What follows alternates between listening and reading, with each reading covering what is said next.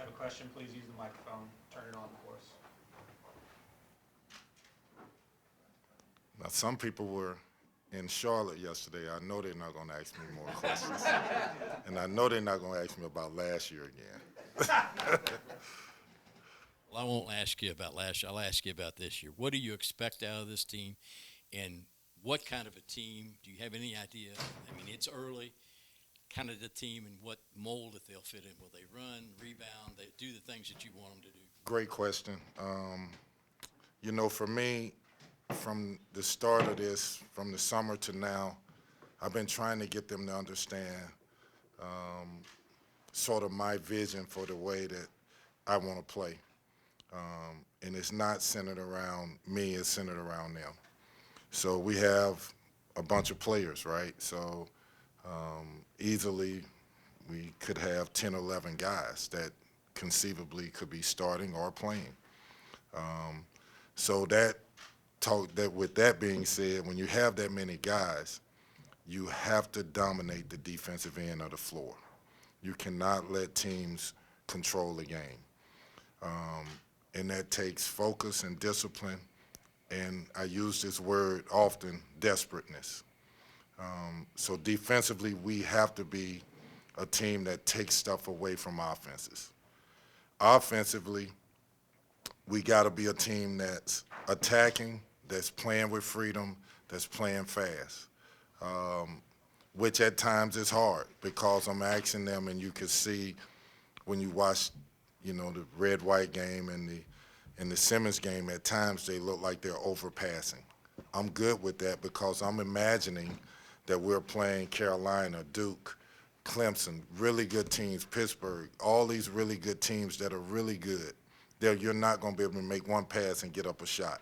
You're not going to be able to run down the court and nobody else touch the ball and get a shot. They're going to be good defensive teams that's going to force you to move the ball, and so that's sort of why I like the fact that they're trying to make extra passes to each other. Kenny, you've mentioned a few times this preseason that you want this team to not forget what happened last season. I'm curious, how does a dynamic like that work when you have a team that's mostly newcomers? The dynamic is we put it on the table, which we've done from day one that they walked in here. We shown film of last year. I watch film constantly of last year to see what we did good and what we did bad. And that's not centered around wins and losses. It's more centered around what type of stuff did we run that caused people problems. And I want those guys to see it. I want them to understand that this fan base is going to be with you when you're winning. They're going to be with you. So don't look at some of the negative stuff and think that they automatically assume that we're not any good. Understand, just like football, when this is good, they're going to come and support you. That's what the history of this program has been. And so getting them to understand some of this is just what happened over the course of the last few years. There's a frustration. Now it's time for us, this group, to fix it, and it's the first step. A lot of the things when I walked in the door, we inherited. Some of those guys that we inherited are gone. The mentality is gone. Now we're just starting a new culture. Kenny, you've mentioned so much about the defensive side of the ball. Young kids, they really kind of want to focus on offense. How has this group bought into defense early on? You see it in spurts. You see that we can pick up full court in spurts. You see it. We haven't got consistent at it, and I don't want us to be consistent at it right now. We're learning about each other. We're learning the importance of playing defense. And as we watch games, and as we play games and watch the film of it, we'll understand why we're doing what we're doing. Keeping the ball in front. There was lessons in that from the Simmons game. So I'm working on this drill for 3 or 4 days about keeping the ball in front, called a retreat drill. Well, Tylor is constantly trying to get a steal like he's in high school. He doesn't know yet. He's going to learn the discipline of having active hands and keeping the ball in front and retreating with his hip square. Once we learn that and get it and it becomes second nature, we're going to be a really good defensive team because we have length, we have shot blocking, and we can play all over the perimeter. Kenny, when you look at last season, and not even necessarily what happened on the court, but off the court for you, you've been in the game a long time, but being a head coach is different. The responsibilities are different. The day-to-day is different. How are you different going into year two than what did you learn from that experience last year? I learned that the people that are with you are going to be with you. The people that aren't, don't worry about them. My job, the main thing I take away from it is I had an obligation to the young people, whether I recruited them or brought them in or not, to love them, to be good to them, to not take my frustrations out on them, and I didn't. I treated every kid with respect. I disciplined them.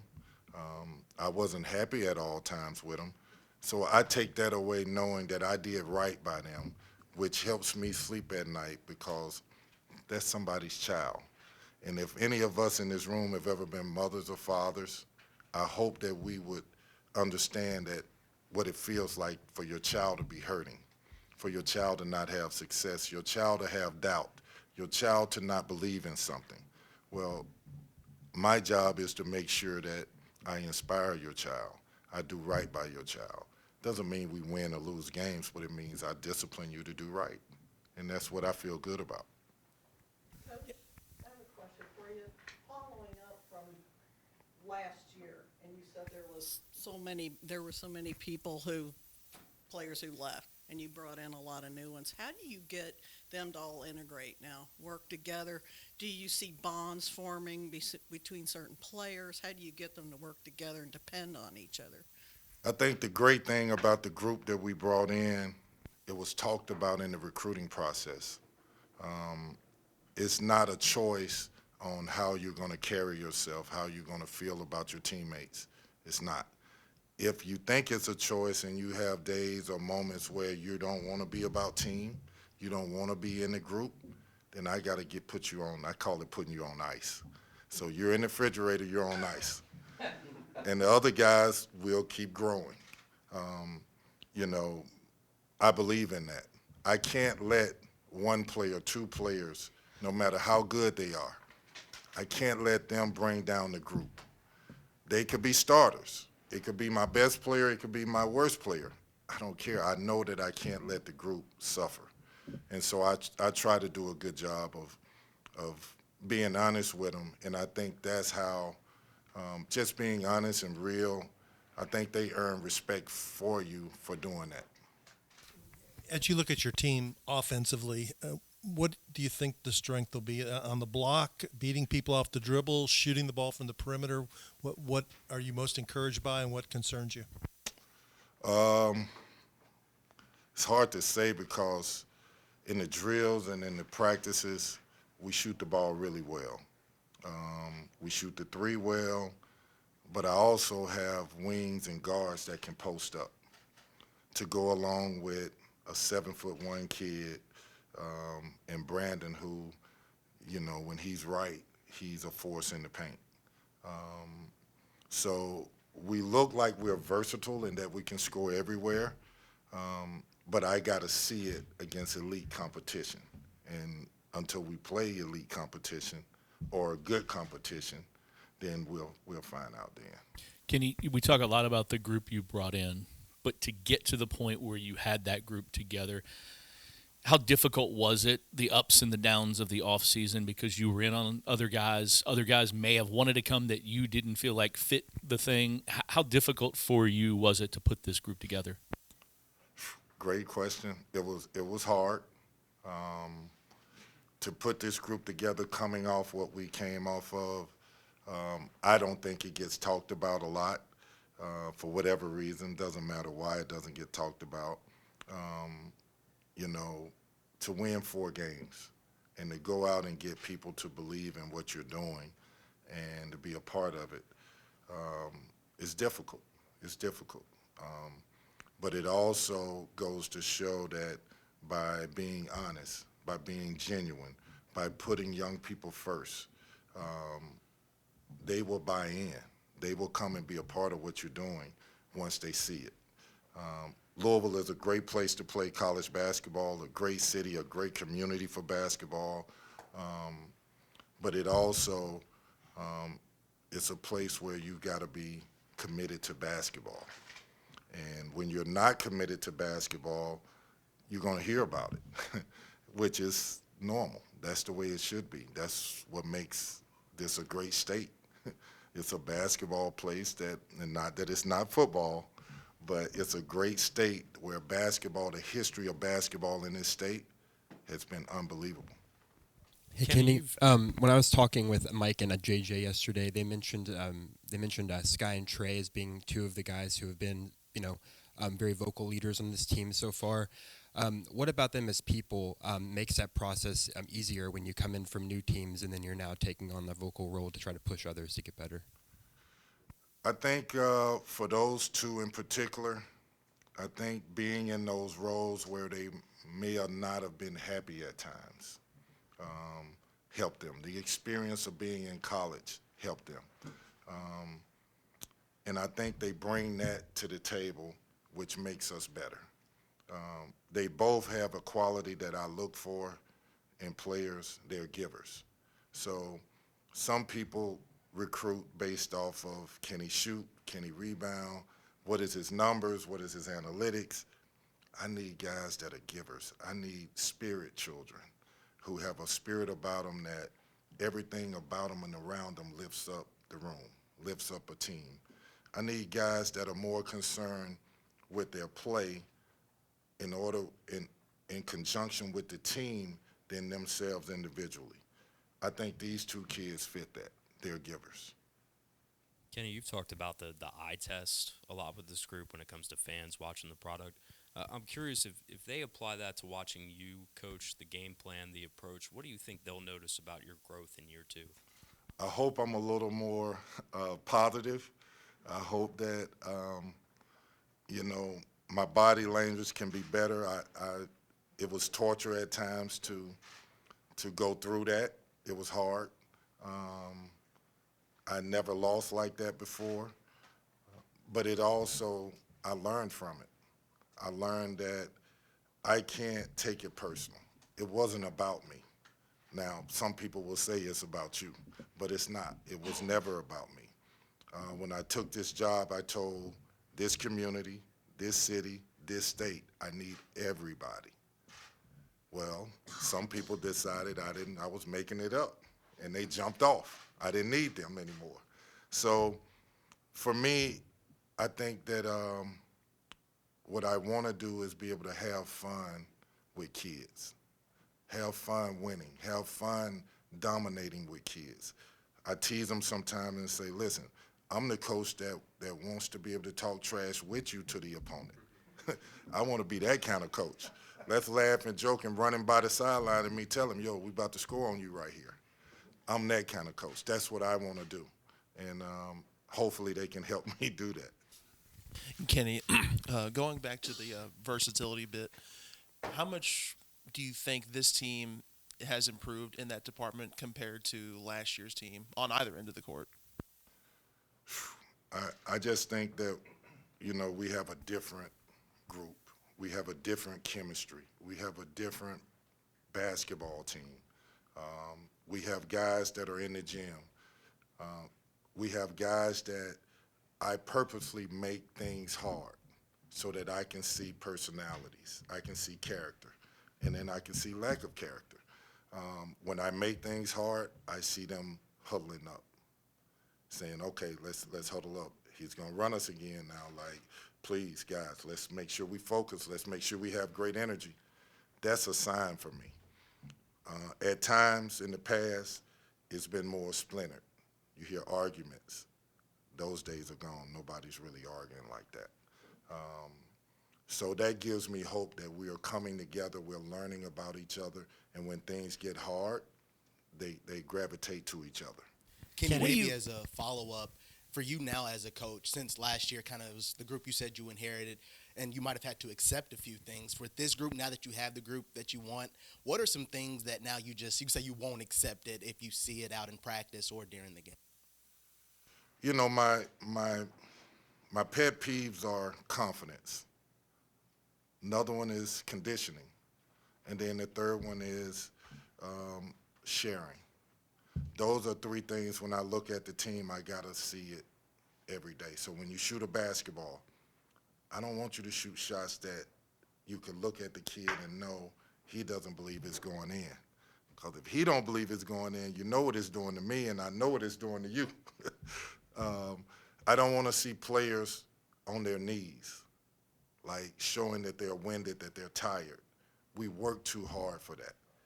In our practices, it's intense, it's long, it's hard. I want to be the coach that people say, like a bunch of NBA people have came into our practices thus far. They never came last year. They're coming. So you're being evaluated. And one of the greatest things about it is they're walking away saying, you will be a disciplined team, you're demanding a coach, and you will be a well-conditioned team, maybe the most conditioned team in the country. I take pride in that. So those are things that I look for and I hope that we can build on. Kenny, What what do is it like being a basketball coach in kind of a football world, given that most of the moves being made right now in college athletics are driven by football? I haven't thought about it like that, to be honest with you.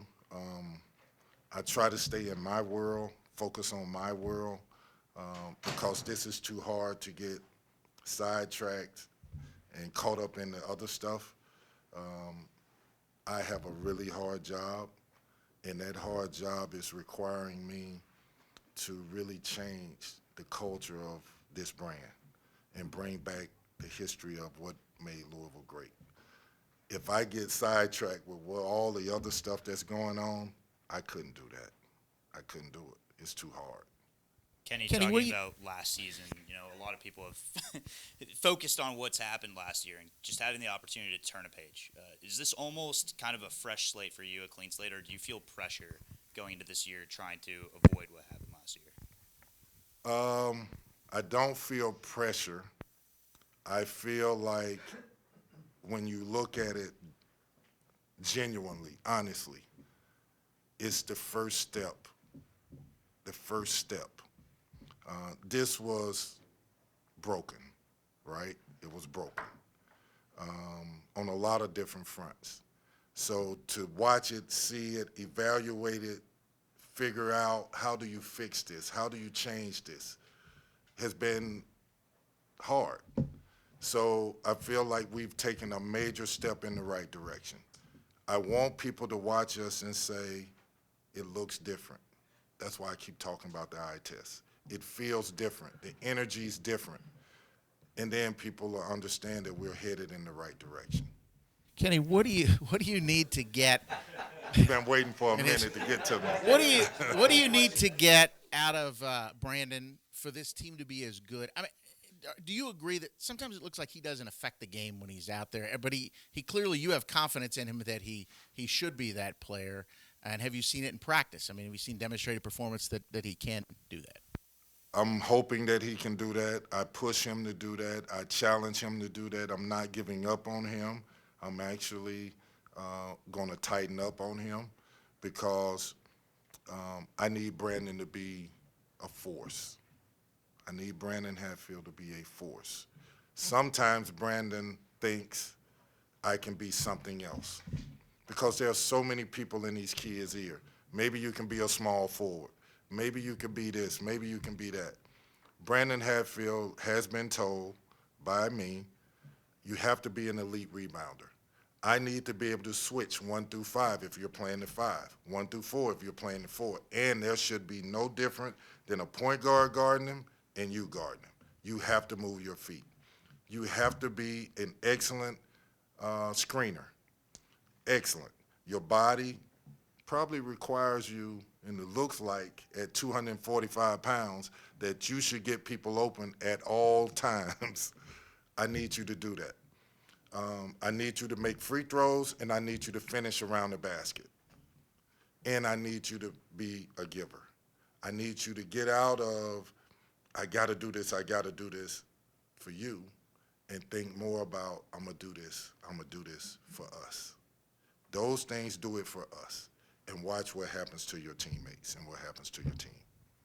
Kenny, before the Simmons exhibition game, you kind of talked about, hey, you're trying a lot of different lineups to see, what works and what doesn't work.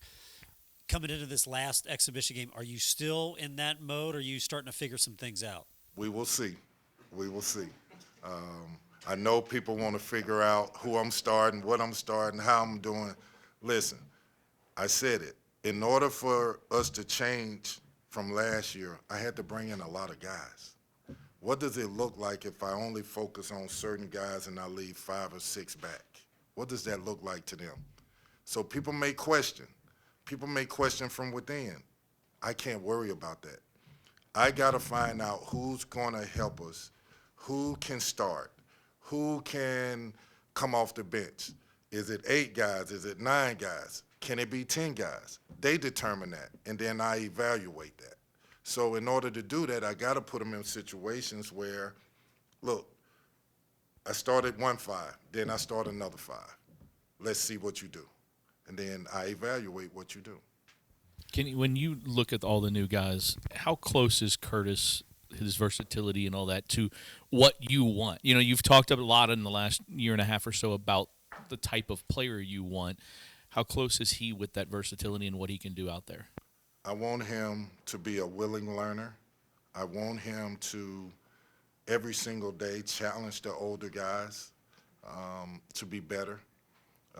And what you find is if he does that, he may catch him, pass him.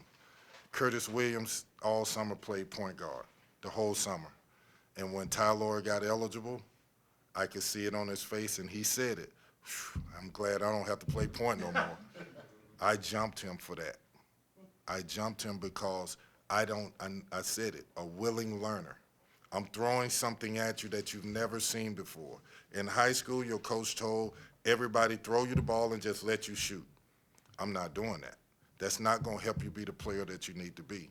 I need you to be a willing learner. If I throw you at the point, coach, I got it. If I put you at the power forward, coach, I got it.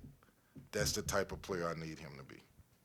You had mentioned about players playing with the hunger. Who do you see doing that consistently? And also, is this team playing with a chip on their shoulder? It's hard to say exactly that they're playing with a chip on their shoulder now. We hadn't played enough. There was emotions involved against Simmons where we were tentative. Consistently, I would say Scott Clark every day comes to work and goes hard. Trey White comes to work every day and goes hard. Mike James comes to work every day and goes hard. Dennis Evans comes to work every day. Body's hurting. I can't literally saying, I'm not going to go eat. I'm not going to hang out. I ain't going to the movies. I'm not going to the mall. I'm going to get into bed and ready for the next day. I know he's going to try to kill me. So I love that. I love that they're giving me what they have, and I'm asking for more, and then they're overcoming that barrier. That makes sense? JJ had his best season last year. How has he grown since you've been here, and what's the next step for him? To me, JJ, he got a lot better. He's more sure of himself. He made so many strides as a player. When I walked through these doors, and I tried not to remember this with him, but every mistake he made, he slumped his shoulders, his head was down, he had no belief. Some of this, we probably beat belief into him. But there are times now where he's dominant. The last practice we had, he was dominant. His energy was dominant. And then there's other times where he's floating. He's not giving the energy. I need to know why. I need to know, how do we get you being that dominant player you were last practice every single day of your life? If you're that, every NBA team will want you, every player, every organization in basketball wants players that are that athletic, that skilled, that play with a fire, that play with that kind of energy. Kenny, you've talked a lot about Dennis. You've coached a lot of successful big men.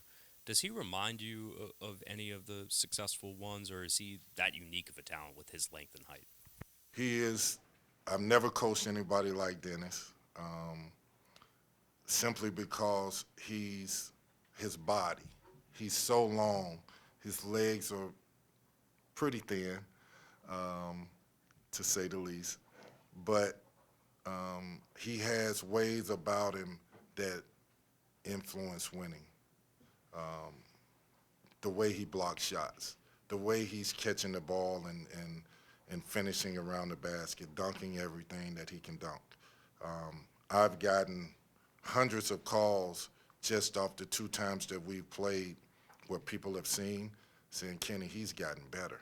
He's gotten a lot better. Well, 2 things with that. How was he before? And then he has really gotten better, and he's embraced getting better. I'm on the big guys about setting screens, and then I watch film, and his small frame is hitting people. And it's hurting him just as much as it's hurting the defender, but he's doing it. And then he's getting out and getting out of those screens and getting to the rim and catching lobs. I like that. And Dennis hasn't even touched the surface of how good he's going to be. We just got to continue to pour water on him and continue to let him grow. Kenny, how much more aggressive is Mike James in this preseason compared to last, considering he was coming off of that Achilles injury last year? Me and Mike James yesterday had the pleasure on the plane ride to Charlotte. We watched the game together. And I'm like, Mike, look at the way you're moving. Look at the way the guy back cut you and you was lost. Why weren't you alert seeing man and ball? Why you can't separate running the floor? His words, Coach, I was fat last year. I said, okay, I give you that. You was fat. But are you better now? Literally, I'm asking him, are you better now? I know he's better. I know he's more sure of himself. I know he feels more comfortable. I want to hear him say it. And so he was like, I'm not even the same player I was a year ago. I wasn't the same player from the beginning of the season to the middle of the season. I was much better at the end of the season last year. You were. I figured out that I needed to lose weight. That's why I came to you, Coach, and said, can you put me on a diet? And I said, no, I want you to stay fat. You're going to be my 2-guard playing the 4. So I posted Mike a lot last year because he's big and strong and can finish around the basket. Mike James is a joy to coach. Guys, when I tell you a joy to coach, a joy to coach. If I had 6, 7 guys like Mike James, regardless of position, you don't lose. I just need Mike to feel good about himself and play with extreme confidence. And whatever happens, happens. Quick follow-up. How much weight did he lose? I have no idea.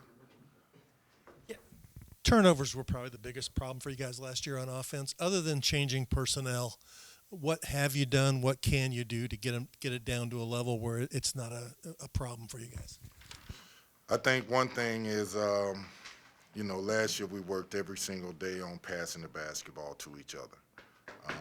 I think this year so far, our turnovers have been over-dribbling. Some of those turnovers we had during the season last year, you can't draw up. Dribbling the ball, and then all of a sudden nobody's around you and the ball goes out of bounds. You get an offensive rebound, you go up, nobody jumps with you, and the ball goes up straight in the air and you lose the ball. You throw the ball straight out of bounds and there's nobody there to receive the ball, nobody's there. Unforced turnovers cost us a lot. I would like to think that we are better. What I've seen so far, we are not the same type of team. But I still have a little scar tissue left from last year, and I'm not going to believe it until I see it.